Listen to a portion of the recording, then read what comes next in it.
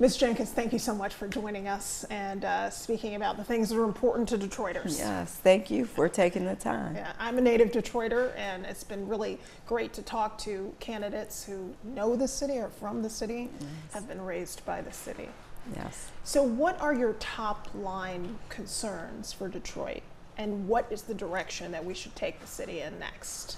Certainly, neighborhoods are so important. We've done a really good job of starting to rebuild downtown. We still have some work to do downtown, but it is well on its way. We have to focus on our neighborhoods now and rebuild the neighborhoods in the same way. And part of my platform is a strategic master plan for each of the 7 districts that we will build with residents, community groups, neighborhood businesses, and we'll decide what the vision for each of the 7 districts is. The other thing that's so important, especially as, you know this because you're covering the news, we have to keep our kids safe. Mm-hmm. We must find a way to keep our babies safe in the city of Detroit and get guns off the streets, create more positive, safe, productive activities for our kids, and provide hope so that young people don't believe that drugs, gangs, and guns are the only way out for them. Yeah, that's key. One element that's also key is jobs. Absolutely. According Yes. to Detroit Future City, 1 in 8 jobs are considered growth jobs here in the metro area, but they account for 2/3 of the actual job growth, which is a pathway to the middle class. Yes. And yet, Black Detroiters specifically account for 66% of those of the regional average filling those jobs. So they're falling behind. Yes. Why do you think that is, and how can you close the gap there? Well, I think education is the key, right? It's why I talk often about the importance of the mayor partnering with the schools. The mayor, as you know, doesn't control schools in Detroit, but if we want a strong city, we have to have stronger schools. And DPSCD has made some progress, but we still have a ways to go. And we can partner on career pathways for our kids. We should be investing in Detroiters from cradle to career and beyond. And I think one of the greatest examples across the city of that is the Marygrove School, right? It's a former college campus, but they have an early childhood center, an elementary school, they're building a middle school. They have a high school with a 100% graduation rate, and it is part of Detroit public school system. So we can replicate this model that we know is working across the city to help increase our graduation rates. The other thing we have to do is create more intentional pathways for our kids. So our Grow Detroit Young Talent program should be very focused and intentional for all of our students. If a student is interested in math, we should be making their summer job program someplace like Plant Moran, Ernst & Young, trying to channel them into an accounting career. If they're interested in cars, we can connect them with GM or Ford. We have to create career pathways for our students across the city of Detroit. Yeah, and obviously reading and literacy is a huge part of this. Yes. And this is something that I've put to other candidates. Some of the most recent MSTET data shows that 11.7% of third graders in DPSCD can read at or above grade level. Mm-hmm. Those are the children who can read at or above grade level based on recent scores. Mm-hmm. That is not really acceptable. Yes. What needs to change there? When I spoke to Superintendent Vitti, he said that some of it also is the children are coming into school behind. So what can you do for early childhood development or help for women getting folate if they can't convert folic acid, for example, or enough choline, even in pregnancy, can affect IQ levels, can affect the ability to compete. I love that you understand all the reasons behind this. It isn't just one thing or that our schools are underperforming. It's that so often our kids start out behind because other issues haven't been addressed, like maternal child health issues. Right. So we have to strengthen our maternal child health programs in the city of Detroit. I've worked for Healthy Start. I actually worked there as I was working my way through school as a social worker. I started a maternal child health at the Heat and Warmth Fund because we understand that finance is a huge part of what plays into at-risk pregnancies. So yes, it is making sure that our kids have a healthy start, no pun intended, and then making sure that early childhood education is available for all kids, no matter what zip code you live in, no matter what income bracket your parents are in. Every child deserves to have a good early start. And it's also working with DPSCD and charter schools to make sure we are addressing the social determinants to education. And guess what? They are the same social determinants to health, which we've been talking about for years now. But it's, you know, a child can't concentrate if they're hungry. Children can't read in the dark. All of those issues, issues of safety, issues of health and access to good primary health care all play into whether or not our kids have a fair fighting chance. And the mayor, those are issues that the mayor can have a huge impact on. And how do you specifically see funding these programs, especially the programs that start in early childhood before they're in DPSCD or charter schools in the city? Yes.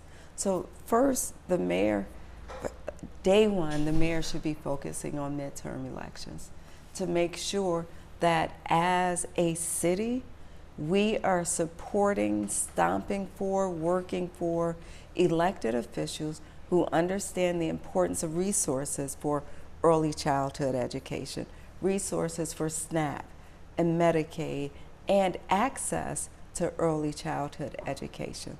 That's one thing. The second thing that the mayor can do is use their convening power to convene philanthropy, the corporate community, in ways that channel resources into early childhood education, that channel resources into our schools. We have community benefits agreements excuse me, that don't often include things like, hey, adopt a school in this community.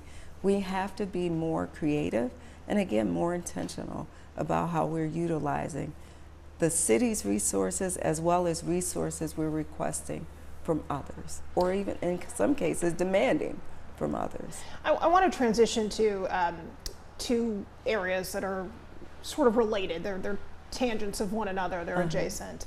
85% of the city's housing stock is 50 years old or older. Yes. Access to affordable housing, access to safe housing is still a problem in this city. What is your plan to address these issues? Yes.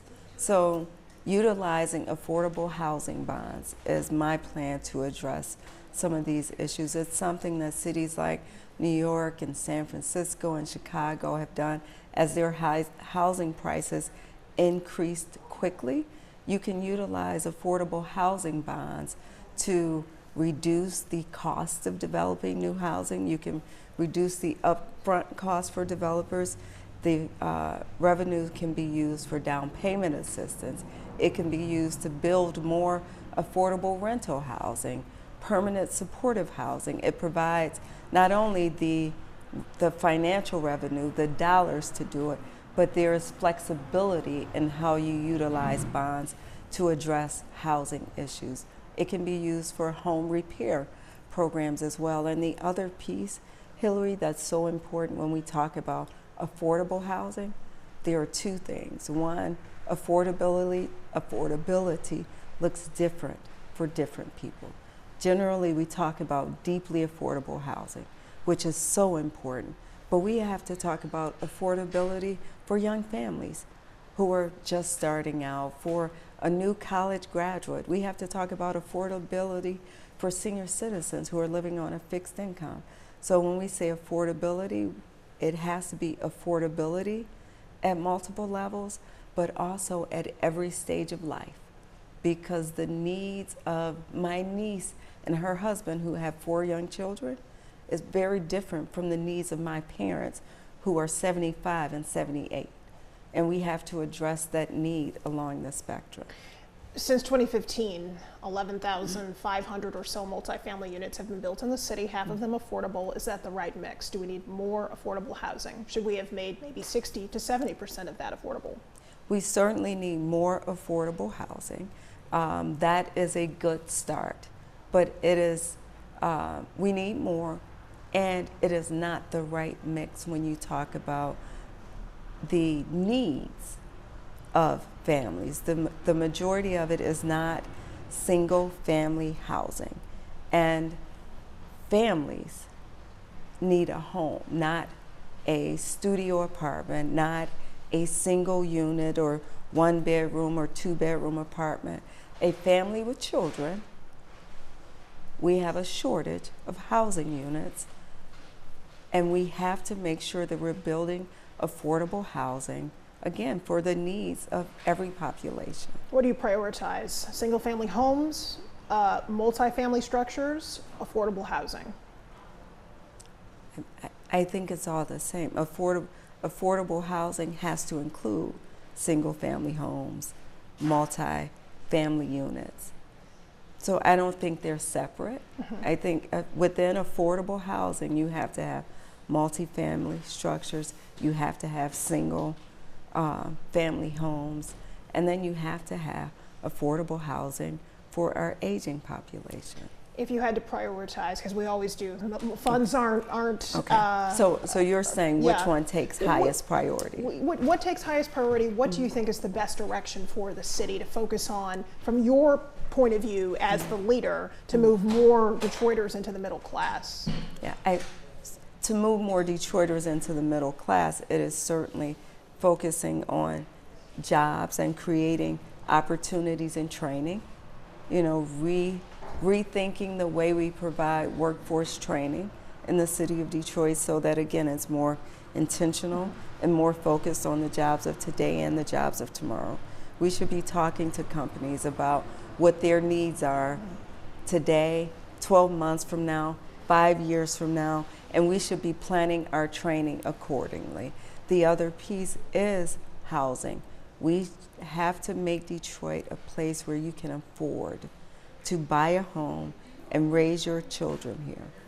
All right, let's talk about the ARPA money that's going away. Roughly $830 million or so. $30 million in home repair programs, $44 million in rec centers was used, $95 million in blight abatement. Yes. I mean, these had huge impacts on the community. Yes. We've talked about the CVI program, the Community Violence Intervention Groups, yes. that had $10 million from ARPA, yes. and have seen tremendous results. How do you fill the gap now that this is going away? Yes, I'm not sure there is a way to fill a nearly $1 billion gap. What we will have to do is make sure that we're prioritizing. Now is when we'll have to figure out if the city can live off of its own budget and revenues, right? We have to make sure that our liabilities are properly aligned with our revenues and move forward accordingly. Okay. And for those programs that are essential, and we want to make sure that we're continuing, we have to apply for grants, whether they're state, federal, or private funding grants. And one of my first hires will be a chief growth officer. And their main role, their sole focus, will be growing revenue and population.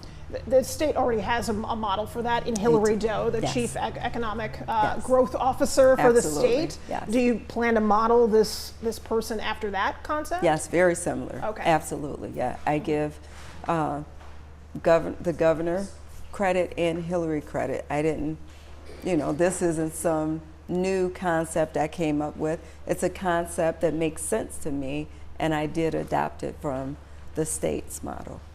Since 2018, we have replaced some 15,000 lead service lines, and there are still 72,000 estimated yes. lead service lines in our city. Obviously, we know the tremendous and terrible effect that lead can have, especially on developing minds, and there are a whole host of other yes.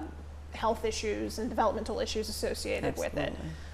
$90 million is what we got from the federal government to help us in that yes. task. Yes. I just talked to the Detroit Water and Sewerage Department. They say they need $800 million to to complete the job. Complete it, yes, yes. Where do you find the money? Yes.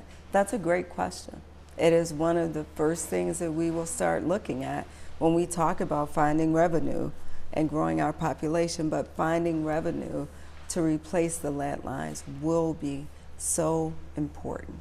I don't know that we will get $800 million in this current political environment, but it doesn't mean we stop looking. We will continue to look, and I'm guessing the other thing they told you is not just the money, but the amount of time that it will take. So the goal is to, over time, find enough money to keep going until we've replaced every lead service line in this city.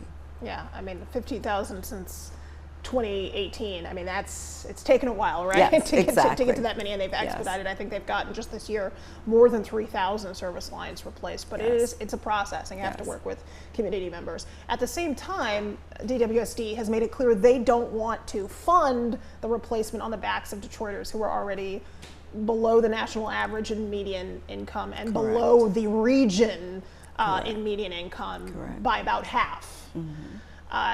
So where specifically do you think you could get this money?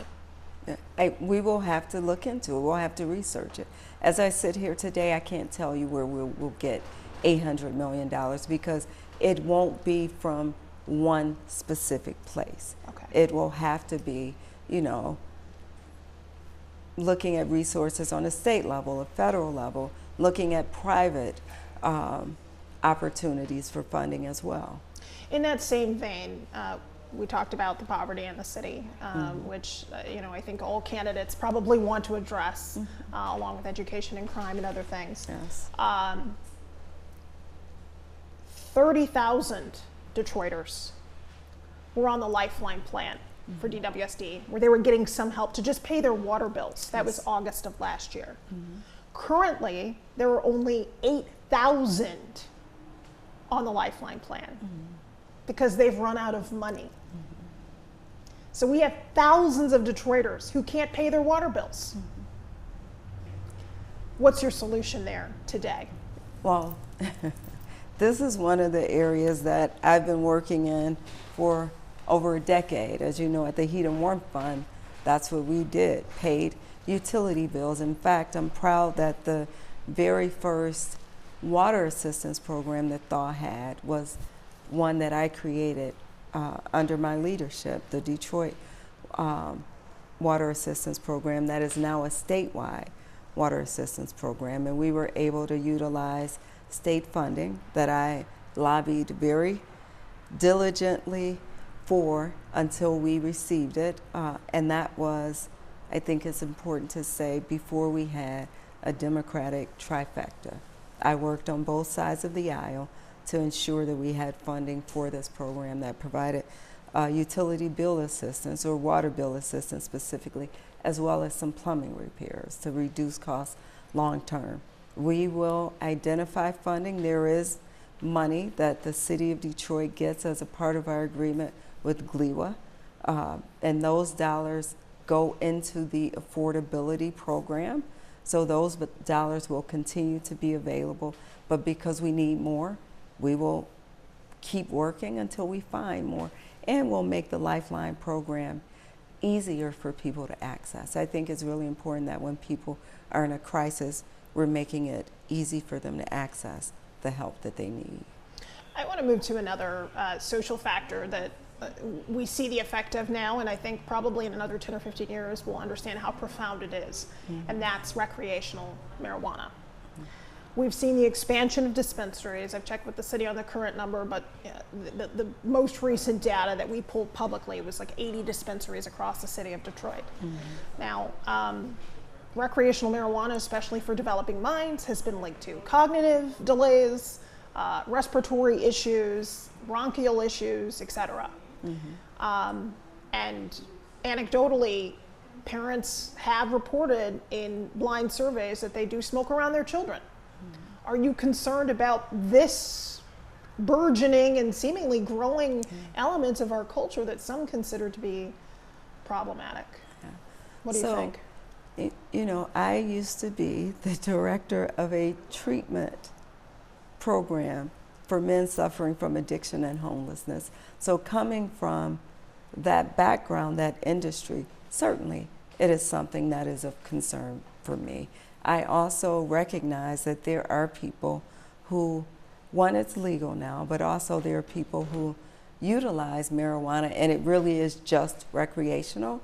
The important piece, because it is now legal, is that we make sure people fully understand the risks and know how to use it safely and to keep it away from children. I think when over the years, whether we're talking about tobacco, cigarettes, or alcohol, over time we've learned and educated ourselves and the public better on how to properly use and safely use those substances once they became legal. Obviously, they've still been misused and they are addictive substances. So we always have to make sure people are aware of the risks and do everything we can as a community to discourage our young people from participating and keep them safe. So do you think it's fair for us to say that, let me ask you this way. If you have to publicly say as the leader of this city what your stance is on recreational marijuana, even though obviously it's legal, what would that be? What would it be? Yeah, I think recreational marijuana is legal. As a city, we need to find a way to make sure that as this industry grows, we are keeping Detroiters safe and helping those who participate do so as responsibly as possible. Okay. Do you think we need more or less dispensaries? Should we have more limits on the number of dispensaries in the city? I don't know the numbers well enough to say more or less. I think the time will tell. We need more information. Okay. Let's transition to crime. Crime, thankfully, has been on the decline in the city, which is good. We still, as of today, and I just looked at the numbers today, have close to 106 homicides in this city. That's still lower, about 16% lower than it was last year. Non-fatal shootings are down by 30%, but auto thefts are stubbornly high, more than 3,800 year to date.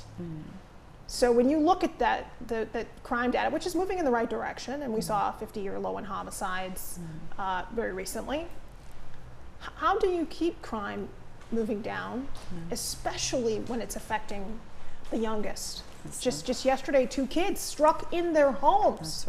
That's right. Yes, the statistics are headed in the right direction, which is a good thing. But if you are the parent of any one of our young people who have lost their lives or who are currently fighting for their lives due to gun violence, you don't care what the statistics say. So until we can keep every child safe, it's not enough. We have to do more. You know, this is personally important to me because we lost my 14-year-old brother to gun violence. It was 1991, so it was decades ago. But during that time, every single night on the news, the story was my brother for weeks. And it's because it was almost unheard of in 1991. And now, before the 24-hour news cycle is over, we're often hearing about another child who has lost their lives. So it has to stop. And we address crime in multiple ways. We make sure that our police department has the resources that they need. We make sure that community policing is a philosophy throughout the department, and that we have police officers steeped in our neighborhoods, in our communities, and that they're showing up not just when a crime has been committed or reported, but they're showing up for block club parties. They're showing up to interact with businesses saying, hey, I'm Officer Jenkins, is everything good here in grocery store X today? I'll see you later this week. Our officers have to have a presence where people are. But in addition to that, we have to create hope for our kids and positive pathways for our children. One of the things that stays with me when we talk about crime and crime prevention was when my brother passed. And I went through my anger phase, and you know, through the stages of grief, there is anger. And I told my mom I was quitting school because I didn't want to help anybody. I didn't want to be a social worker anymore. I hated the world. My mother reminded me how fortunate my brother was because he was loved every day. And she said the kids that thought his jacket was worth more than his life are the reason that you need to finish school. She said if they had had some nurturing, some intervention, some hope for their lives, your brother might be alive today. And that is a huge part of how I approach crime prevention. It is making sure that we're keeping our kids on the right pathways, no matter what zip code they live in. We have no throwaway kids, so we need those safe spaces and places between the hours of 3 p.m. and 8 p.m., which are the hours of the day when kids are most likely to be victimized or to victimize someone.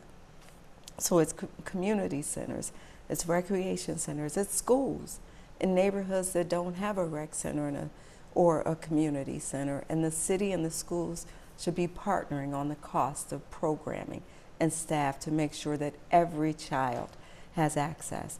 But within those programs, not only should we have enrichment programs like arts and music, we should also be focusing kids on those career pathways that we talked about. If you're interested in plumbing or being an electrician or whatever your chosen or your interest is as a child, we should start to grow and develop that early.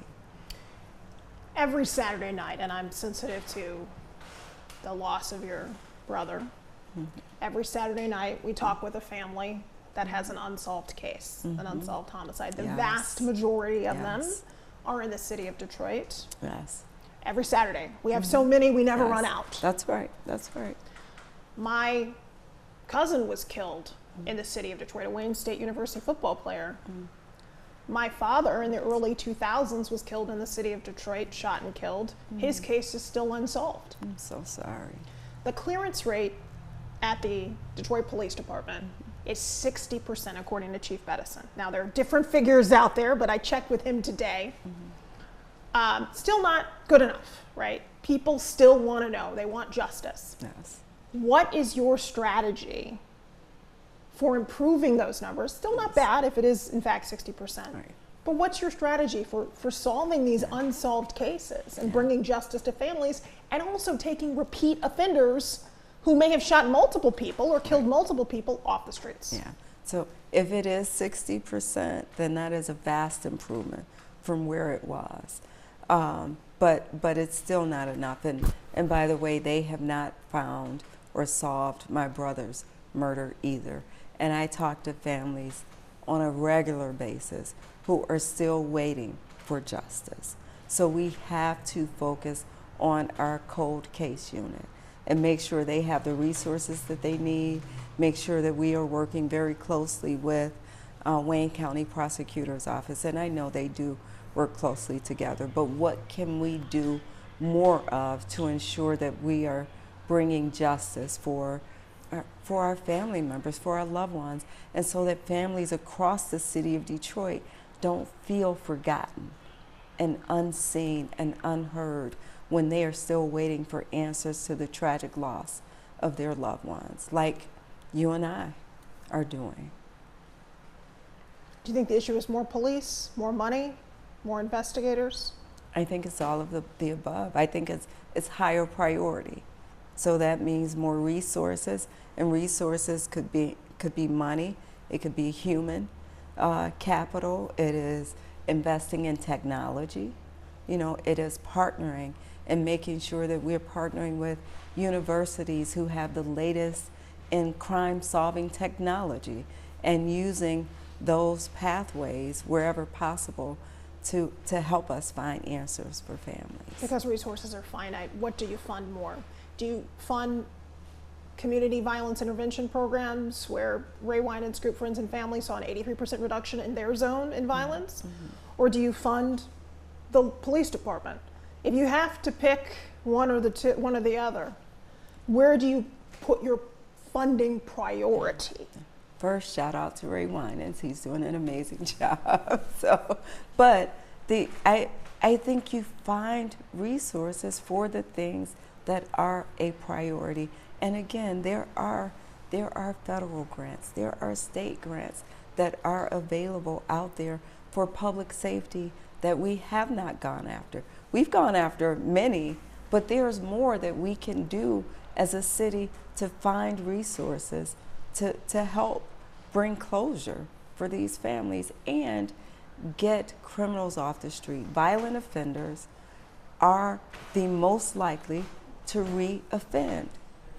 If we know that's true and we want to reduce crime, then we should focus on getting the people who are most likely to reoffend off the streets. Let's talk about green light, because you mentioned technology, and this is a technology that's available and in play. Yes. The city also says as of today they have more than 1,000 green light locations. It's expensive though. If you want to buy the cameras, it's between $4,000 and $6,000, or you can rent them, and it's between $130 and $180 a month, plus the installation, and not everyone can pay for it. Right. So first of all, do you think there should be greater access to the program, and how do you do that? And then I want to ask you about the implications of facial recognition. So first, do you think the green light program is accessible enough? I think we could definitely make it more accessible for smaller businesses who have trouble finding the resources to cover it. We can create, maybe green light co-ops so that businesses can share the cost of cameras, and we're positioning the cameras between two businesses instead of directly on a business. It could be on a light pole, but that is focused on multiple businesses. I think there are ways to create cost-sharing programs where needed, and that would be helpful. And I think facial recognition technology is one of many tools created by technology that is still growing and advancing. And I think, like any technology, it is only as good as the policies and people that are using it. Do you like the extant policy, green light policy? Do I like the green light policy? The current green light policy, yes. I think the current green light policy has certainly been helpful in many respects, but like anything, it can be improved. Okay. And in what way? Is facial recognition is an issue? The ACLU has talked about it. How do you think it needs to be improved? Yeah, certainly facial recognition is an issue with facial recognition technology, right? So it's acknowledging where those issues are and finding ways to address an issue that we know is real and exists. So when we are going after offenders, facial recognition technology should not be the only tool that we are utilizing, because we know it's imperfect. So when we're utilizing imperfect technology, we have to find other ways to supplement that as well. I want to ask you about cases in which things have gone very wrong. So the first real national case we saw was 2020 with Robert Williams, and, who was falsely identified. The ACLU took that case. He was arrested.